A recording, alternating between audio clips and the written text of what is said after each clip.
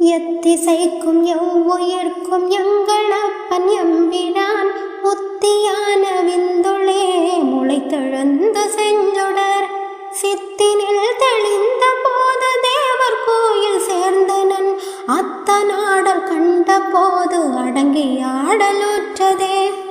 வல்ல வாசல் 9 மறுத்தடைத்த வாசலும் சொல்லும் வாசல் ஓரைந்தும் சொல்ல விம்மி நின்றதும் நல்ல வாசலை திறந்து ஞான வாசல் ஓடு போய் எல்லை வாசல் கண்ட பின் இனி பிறப்பதில்லையே.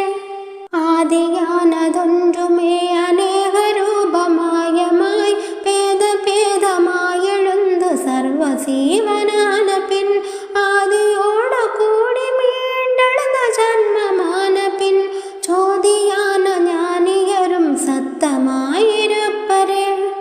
வண்டு போமணங்களோடு வந்திருந்த தேனலாம் உண்டுளே அடங்கு வண்ணமோது லிங்க மூலமாய் கண்டு கண்ட வேரிலே கருத்தொடுங்க வல்லினேல் பண்டு கொண்ட வல்வினை பறந்திடும் சிவாயமே.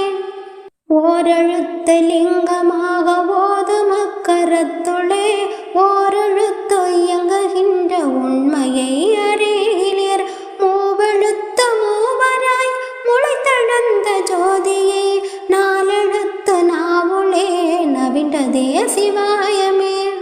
தூர தூர தூரமும் தொடர்ந்தெழுந்த தூரமும் பார பாரம் என்றுமே பறித்திருந்த பாவிகள் நேர நேர நேரமும் நினைத்திருக்க வல்லீரல் தூர தூர தூரமும் தொடர்ந்து கூடலாகுமே.